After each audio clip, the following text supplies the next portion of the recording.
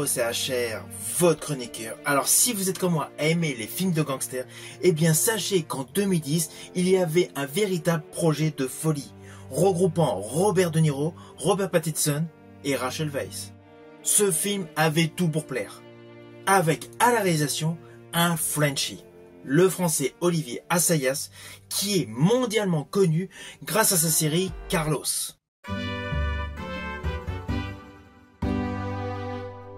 Mini-série autobiographique durant à peu près 5h30, qui retrace la vie du célèbre terroriste appelé Carlos le Chacal.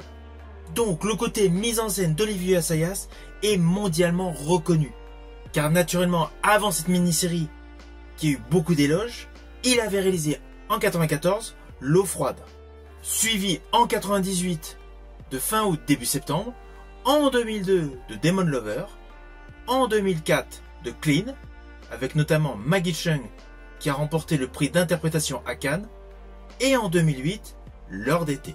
Naturellement, après 2010, il a tourné Clouds of Sils Maria, en 2014 avec Juliette Binoche et Kristen Stewart, et Personal Shopper en 2016, à nouveau avec Kristen Stewart, film qui a reçu le prix de la mise en scène. Revenons donc à ce projet de 2014 ayant pour titre Idol's Eye, qui est initialement un thriller criminel inspiré d'un article publié ayant pour titre Boosting the Big Tuna, écrit par Hillel Lewin, qui avait pour thème le portrait d'un groupe de cambrioleurs ayant dérobé de nombreux objets de valeur, des bijoux et de l'argent à un célèbre parrain de la mafia de Chicago, surnommé Tony Big Tuna.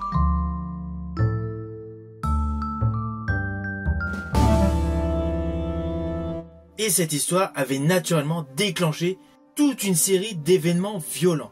Voilà, tout était contenu dans cet article et ce film devait simplement porter à l'écran cette histoire.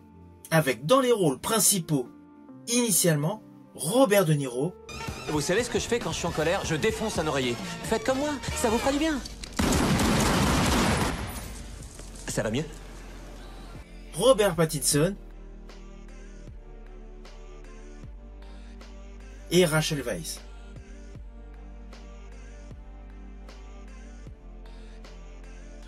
Tout était organisé. Le tournage était prévu à Chicago et à Toronto jusqu'à un moment fatidique où la boîte de production Benaroya Pictures a annulé le projet.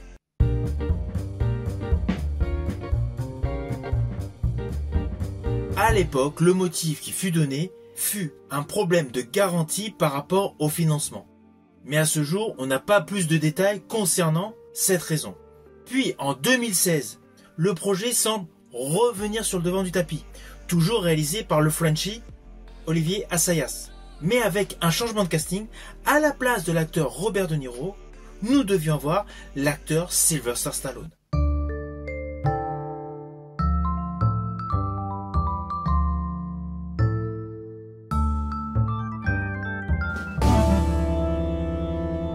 Tout le film reprend donc la direction de son montage, de sa réalisation, avec un tournage concentré à Toronto en février 2017.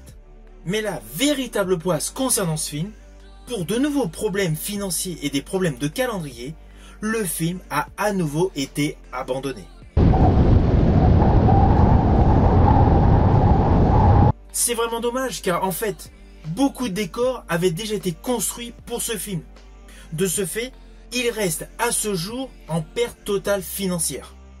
Tout l'argent qui a été dépensé pour la préparation de ce film n'a jamais été récupéré. C'est vraiment dommage, car le concept de base était excellent.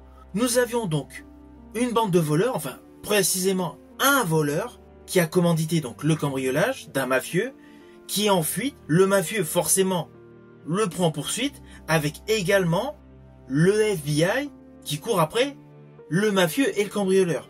Cela aurait pu donner une dimension scénaristique totalement innovante dans ce registre cinématographique.